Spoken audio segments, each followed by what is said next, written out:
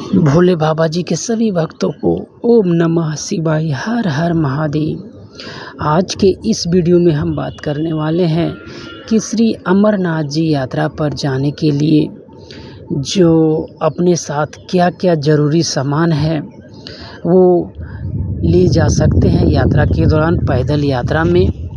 और इन सामानों के बिना यात्रा करने में हमें बहुत ही असुविधा हो सकती है, और इन सामानों के साथ यदि हम यात्रा करेंगे तो हमारी यात्रा सुरक्षित और सही भी होगी। तो लिस्ट तो बहुत बड़ा होता है, लेकिन मैंने कोशिश किया है कि कम से कम वज़न देने का, ताकि आप यात्रा के दौरान अपने पिट्ठू बैग में इन सामानों को आसानी से ढो सकें और आपको कठिनाई नहीं हो, क्योंकि अधिक वेट लेके चलना उन जगहों पे बहुत ही कष्टदायक होता है। तो आइए वीडियो में आगे चलते हैं।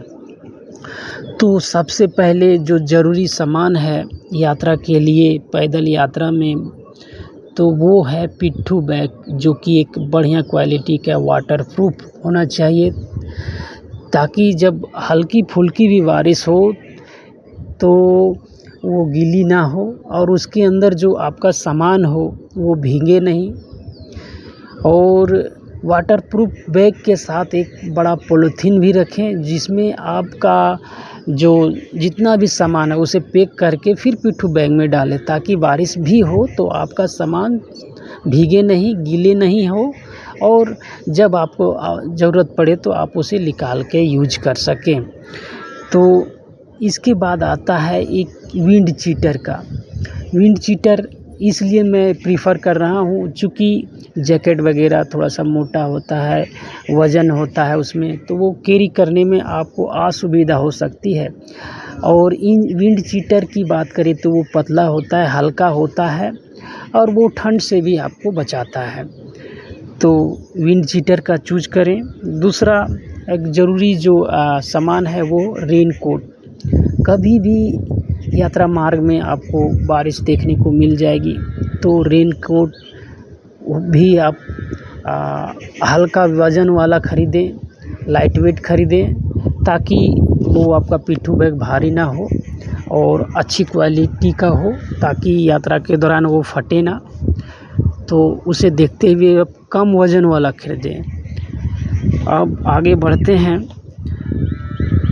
बॉडी लोशन, वैसलीन इत्यादि अपने साथ अवश्य रखें, चूँकि ये जो यात्रा होती है बहुत ही ठंड इलाकों से होकर गुजरती है, और इस दौरान हमारे जो स्किन है वो फट जाने लगते हैं। तो यदि हम Vaseline, lips guard, body lotion इत्यादि साथ लेके जाएंगे तो हमारे जो स्किन है वो नहीं फटेंगे।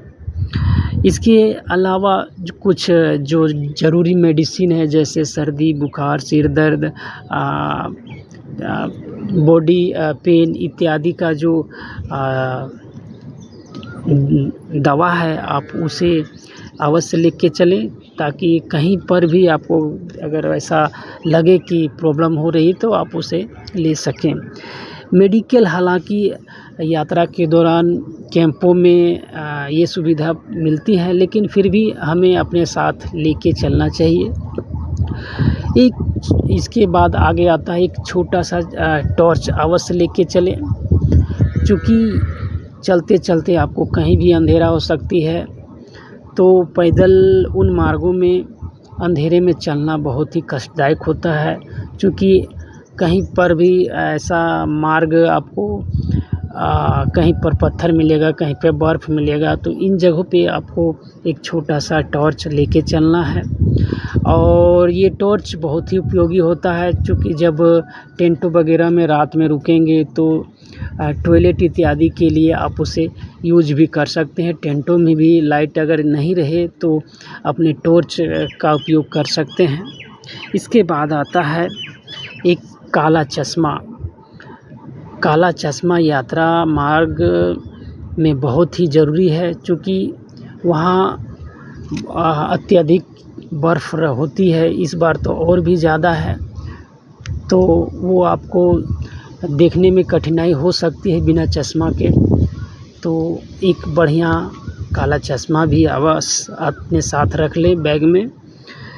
एक सेट कपड़ा जो कोशिश करें कि हल्का हो, और एक सेट तो आप पहन के जा रहे हैं, एक सेट आप वहाँ जाने के बाद जब बाबा जी के दर्शन के लिए जाएंगे तो उसको उपयोग करके नहाने के बाद यूज करके आप दर्शन कर सकते हैं।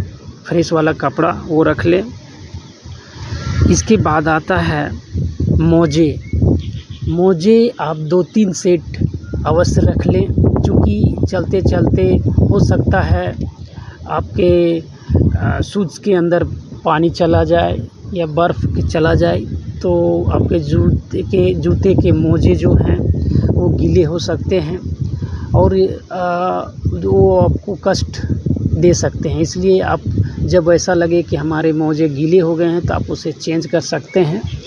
और सोने के समय भी यदि आप मोजे गीले हुए हों तो आप चेंज कर सकते हैं, एक्स्ट्रा मोजे लेके ही चलें।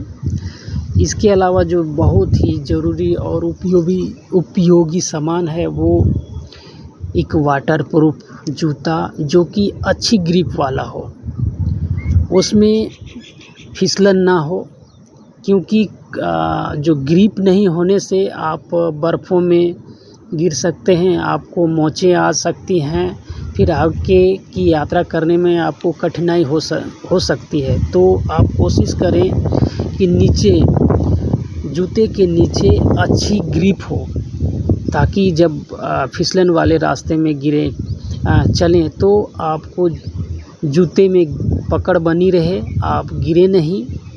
और ऊपर से भी ऐसा जूते का चूज़ करें जो हल्की फुल्की पानी आए, बारिश हो तो वो आपको अंदर ना जाए। और कोशिश करें कि जो ऊपर में वाटरप्रूफ वाला ही जूता खरीदें। हालांकि अधिक तेज़ बारिश होने से जूता में पानी जाएगा ही जाएगा। इसके बचाव के लिए भी वाटर शूज़ कवर आता है, वो भी साथ लेके चलें। कभी भी अगर आवश्यकता पड़े तो आप उसे शूज़ के ऊपर डाल सकते हैं। तो मैंने कोशिश किया है कि इस वीडियो में आपको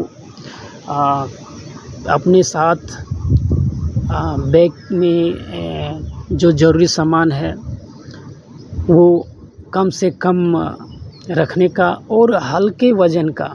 ये नहीं कि आप ज़्यादा से ज़्यादा वेट वाला रेनकोट, कपड़े, बड़ा टॉर्च इत्यादि ले लें और उसका पिट्ठू बैग का वेट बढ़ जाए और चलने में आपको बहुत ही कठिनाइयों का सामना करना पड़े।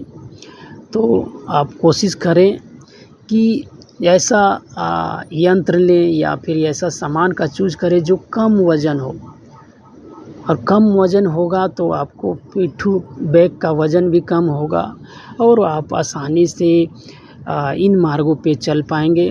क्योंकि आप जानते हैं कि यात्रा जो है बहुत ही दुर्गम रास्तों से होकर गुजरती है। कहीं पे आपको खाली विदाउट बैग भी नहीं चला जाता, उस जगहों पे आपको ये पिट्ठू बैग का बोझ लेके चलना है। तो उम्मीद करता हूँ कि यह जानकारी आप सभी भोले बाबा जी के भक्तों को अच्छा लगा हो, और यदि अच्छा लगा हो तो लाइक शेयर भी कर दीजिएगा, ताकि ये जानकारियाँ ज़्यादा से ज़्यादा भक्तों तक पहुँचे और वो भी यात्रा के दौरान होने वाले असुविधाओं से बच सके। तो एक बार फिर से आप सभी भोले बाबा जी के भक्तों को ओम नमः शिवाय, हर हर महादेव।